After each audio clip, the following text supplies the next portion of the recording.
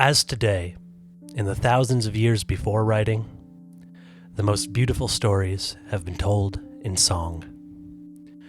Poets would attach melodies to the stories of gods and the epic journeys of men alike.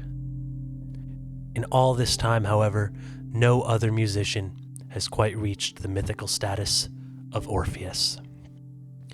It is said that during his travels with Jason and the Argonauts, the sound of Orpheus's music would bring a halt to fights between the men, mystified by the sound of his lyre. Rivers are told to have reversed course toward the sound of his voice, and trees are said to have descended from the mountains of Macedonia to be nearer to the coasts where he would play. The best-known story of Orpheus is that of his marriage to the forest nymph Eurydice, its tragic end, and the incredible journey he made to see his beloved one last time. To understand Orpheus, his life story, and why his music is remembered so fondly that stories are still told of it today, arguably no better resource exists than the works of the man himself. To find the lessons learned in Orpheus's life, one must look to the songs credited to him. My name is Sean. I'm getting over a little bit of a cold. Welcome to Mythos and Logos. When considering his parentage, Orpheus's status as a legendary musician appears to have been destined by his nature. Orpheus is born to the king of Thrace, the land which today is shared between Bulgaria, Greece, and Turkey, and Calliope, the divine muse who is said to have inspired Homer's Iliad and Odyssey. As a spirit of the arts, no better teacher or inspiration could be asked for than a muse. This is why almost every Greek epic begins with a call to the muses, out of hope that their divine beauty and artistic talent would inspire their songs to be sung for generations. It is Calliope who teaches the young Orpheus to play the lyre and sing, and her divine connection to the arts would be channeled in his beautiful music. This divinely inspired talent quickly earns Orpheus a reputation great enough to catch the attention of the hero Jason, who recruits him as an Argonaut, joining him on his epic quest for the Golden Fleece and his rightful kingship. In fact, Orpheus is the first man recruited to the cause, before the master horseman Castor, before the super-speeding Euphemus, before even the legendary warrior Heracles, also known as Hercules, of course. Jason's reason for choosing the bard Orpheus first soon becomes clear. A heated argument breaks out between the overconfident warrior Idas and the devoutly religious Idmon. And just before the men come to blows, they're stopped by the sound of Orpheus's lyre. The instrument, its sound a blend of the guitar and harp, accompanies Orpheus's voice as he sings of the Titans who ruled Olympus in the most ancient times, in the days even before Zeus was given lightning.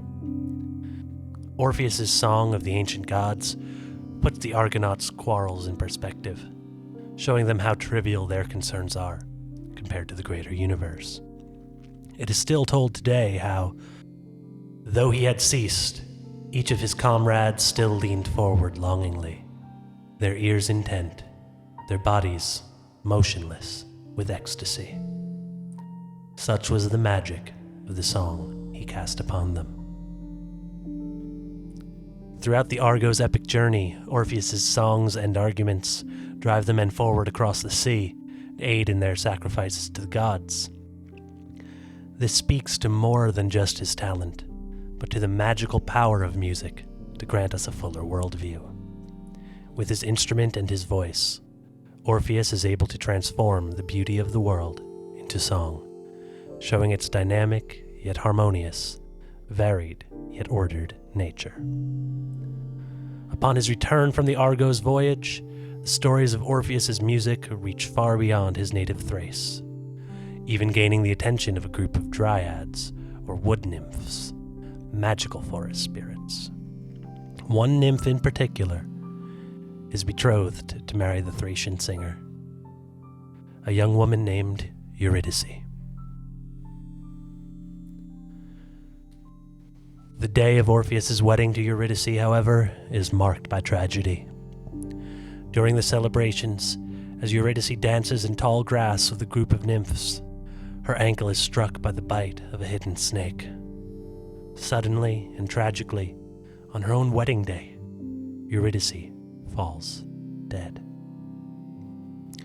Orpheus, naturally, enters a period of great mourning.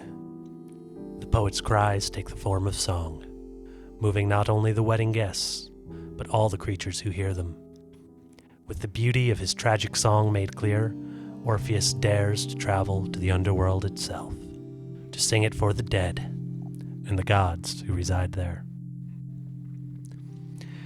As he descends to the farthest reaches of the underworld, Orpheus finds himself before the two gods who reside at its center, Hades and Persephone. Orpheus explains swiftly that he has not come to challenge the god or to battle one of the underworld's beasts, but rather to sing of love, in hope that he may bring his wife back to the realm of the living. Orpheus sings that love, known by the name Eros or Cupid, is one of the most worshipped gods in the land above, and yet he looks around at the dark, gloomy sadness of Hades' realm, and he still sees signs of love's presence. Orpheus' song to Hades and Persephone is a story of a love which stretches between two worlds. It's the story of how, in ancient times, a beautiful woman was born to the goddess Demeter. The young woman's beauty would cause flowers to bloom and life to rejoice wherever she followed. And how a man from a faraway kingdom fell deeply in love with her. Orpheus sings of how the man knew he could never win her mother's favor, so he swept her away to his realm, where even the goddess Demeter could not easily reach. The song tells how, when Demeter finally arrived, her daughter had accepted the king's hospitality, having eaten 6 pomegranate seeds at his table, binding her to live with him for 6 months of the year. During this time, the flowers and plants would wither as the land grew cold, missing the beautiful woman until her return for the summer months. This woman, whose time in the distant kingdom would cause the changing seasons, was none other than Persephone. And that king was Hades himself, in his kingdom of the dead. As Orpheus's final note rings out, it echoes through the underworld. The many ghosts stop what they are doing to cry along with the singer. The Furies, restless spirits of vengeance, come to a stop at the sound of his voice.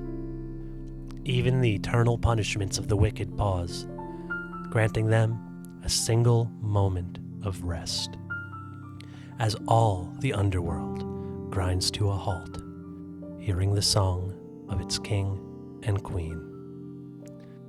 Hades looks at his wife, remembers their love, and allows Eurydice to return to live out a full life. Orpheus is given the task to lead her, and is given only one warning, that if he turns back to see Eurydice before they reach the land of the living, she must return to the underworld, this time forever. The Roman poet Ovid, in his masterpiece Metamorphoses, tells what happens next. They took the upward path through the still silence, steep and dark, shadowy with dense fog, drawing near to the threshold of the upper world. Afraid she was no longer there, and eager to see her, the lover turned his eyes. In an instant, she dropped back, and he, unhappy man, stretching out his arms to hold her and be held, clutched at nothing but receding air. Dying a second time now, there was no complaint to her husband. What, then, could she complain of except that she had been loved? She spoke a last farewell, that now scarcely reached his ears, and turned again toward that same place. Whether it is a lack of trust, overexcitement, or some other factor that causes Orpheus to turn back, Eurydice is brought back down to the underworld. Orpheus is stunned by his mistake, wishes that he had looked into the eyes of Medusa or a basilisk instead, which would have turned him to stone, rather than continue to live, having failed in his task. For 7 days, he sits in grief on the shore of the river Styx, the border of the underworld. Unable to cross it again, Orpheus is also unable to move forward. Though Orpheus may have reached the end of hell, he must stop looking back in order to move on. Though Orpheus may have reached the end of hell, he must stop looking back in order to move on. If one's thoughts remain in that dark underworld, one will either be sent back or petrified.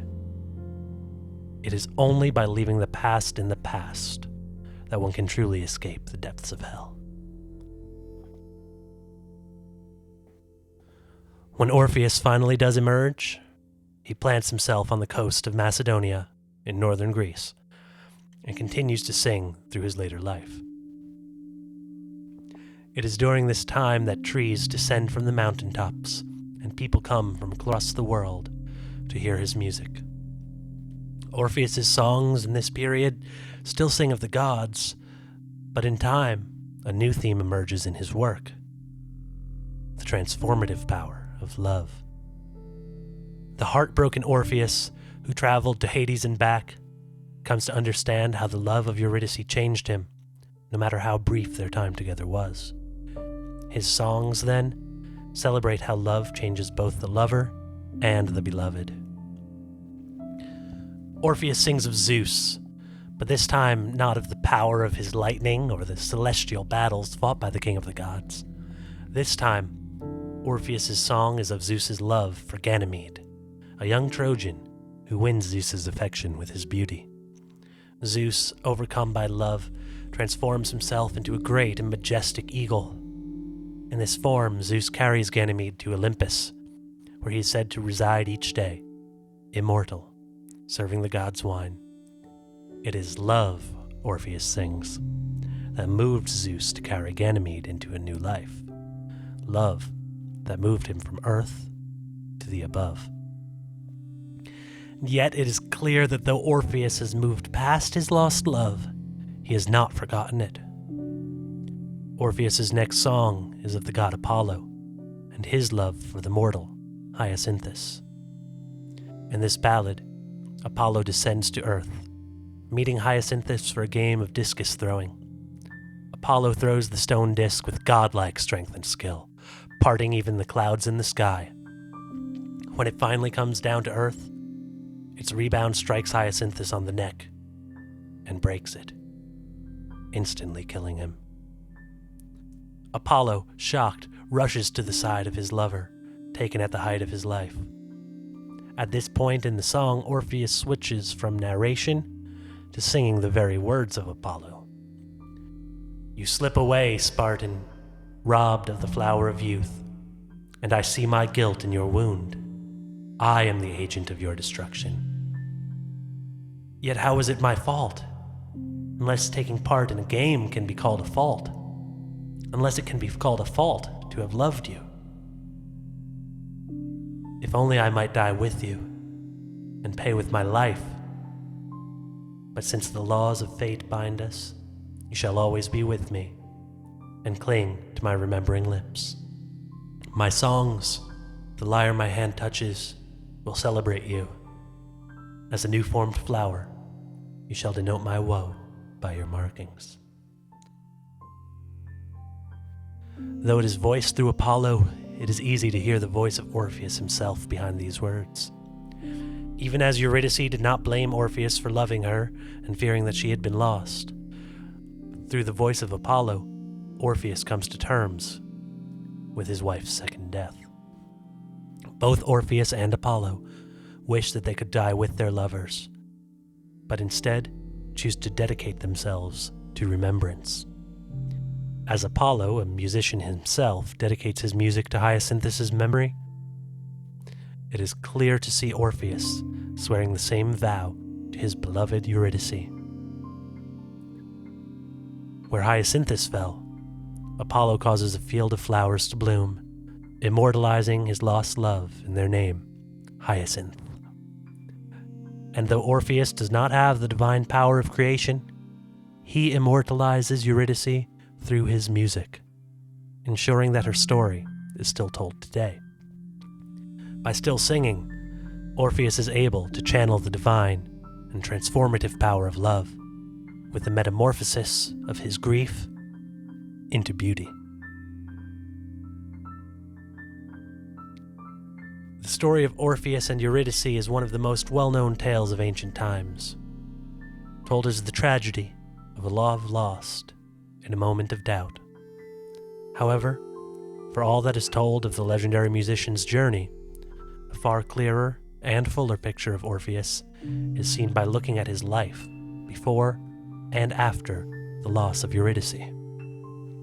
What many, both in ancient times and in our own, fail to see is Orpheus's rise out of despair to something greater. The ancient Greek philosopher Phaedrus suggested that Orpheus's love for Eurydice was not true, or else he would have taken his own life after the loss of Eurydice. Yet if this had been the case, Orpheus's songs relayed in Ovid's Metamorphoses would never have existed. These songs of the beauty of love and its ability to transform both lover and beloved have carried on for centuries and still inspire artists, poets, and singers today. Orpheus's works are proof that transforming grief into art is better than giving into it. Orpheus quite literally went through hell. He could have continued to be petrified, staring back across at the river Styx for all time, never truly making his way out. Yet Orpheus realized that he could remember his lost Eurydice without forcing himself to dwell among the dead. Only because of his choice to move forward was Orpheus able to create a memorial for Eurydice in his music, so beautiful that the trees themselves descended from the mountaintops to hear him. By choosing to live, Orpheus's life became a witness to the transformative power of love, transforming his grief and depression into something far greater and more beautiful.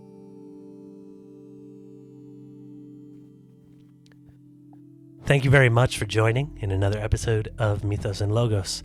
If you're watching around the time this comes out, I would like to wish you a Merry Christmas or Christmas season, Happy Hanukkah, Kwanzaa, Happy New Year, Solstice, Happy Day, whenever it is you're listening. Thank you for bearing with me. I'm on the very tail end of a cold and am almost all better. I will try to edit out as many sniffles as I can during this. If you have made it this far, let me know. Is there anything in this that surprised you that you haven't heard before? I think Orpheus and Eurydice, the tale to the underworld and back, is told a lot, but how Orpheus is changed by it is usually looked over. So I'm very interested to hear if you've heard all of these stories before, or maybe you've heard these stories but not in this context. Either way, I hope to see you again in our next episode, where we haven't quite settled yet, but are definitely going to be looking at an Irish or Celtic myth. I'm not sure which, so if you have an idea, go ahead and leave a comment. Thank you very much, and I'll see you all in the next one. Bye.